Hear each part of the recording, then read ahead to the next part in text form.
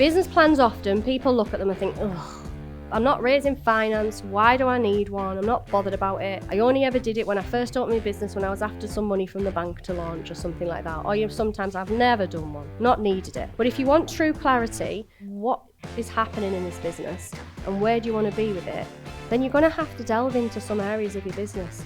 And it's going to have some planning behind it. Now, business plans are great in the fact that it's more so for you. I often find when I do my business plans, even though I'm writing it for team members, management, so they understand the vision and where I'm heading in the business and what I want to do within 12 months, I'm actually writing it for me. I get a huge benefit from it, but I'm actually having to sit and look at some of the different subheadings and really think into those areas of the business that often, if I didn't have a business plan, they wouldn't get touched, they wouldn't get looked at, because my mind would be elsewhere. The business plan is really important. So when I go away at the beginning of the year, like obviously being at Tenerife, and that's a whole reflection retreat where setting the goals, reflecting on the year that's gone by, one of the things I also do within that time is to set and create the business plan, looking and going, right, what do I want to happen and what's my plan for this year? And then I'm able to share it with stakeholders within the business. I'm able to share it with my management team that are going to be driving key objectives, and they all understand what their responsibilities are going to be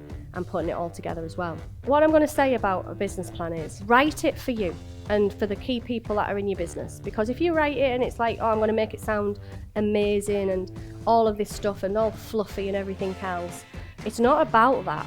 It's about you having the time to really think into these areas and get some information. Well, what's that plan? What does it look like? Now, your plan obviously should link to your 5 key goals as well.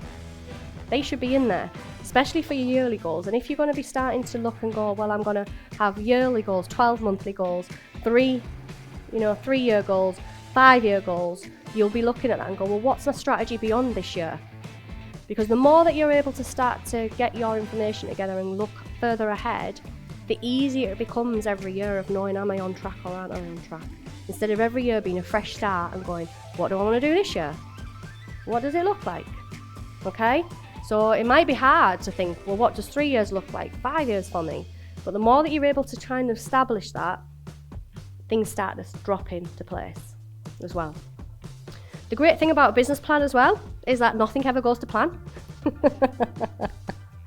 And there's been times I've pulled out, looked at my business plan as I've gone along, and I'll edit it as I go if things are happening. And then there's been times when I've looked and thought, that year didn't happen. It wasn't nothing like that. But the great thing about it is, if it's not gone to plan, it means that you've pushed and you've gone for things that you really, really wanted to achieve, which means it's difficult. And the great thing about it as well, I often, when I look back, the learns are huge. As much as a business plan can also, when you reflect on it, tell you, when you start it, what you want to do, it can also, as I was talking to Dace, it can also tell you the things that you don't want to do. When you start down a route and you think that's going to be amazing and you start it and go, sack that off. That is shite. I'm not doing it. I don't want anything to do with that part of it. So as we all experience in business, we have all these ideas, and some things might be amazing and some things make you realise, actually, I don't want that at all. Not one bit. But if we don't have a plan and we don't put these things out, we never know. Because it's not always about knowing exactly what you want. It's about being able to test, be robust with it, give things a go. And as you do, as we talk about the river bend, you've got a goal. You might be going this way and that way, but if you've got a goal, you'll get to it. And the same with your plan. Sometimes you might try things and then you go, no, it needs to come out. Give it a go. It's a no-go. And the more that we're able to kick out the things that we planned and, things that we test, we're able to be more in line with what we want to achieve.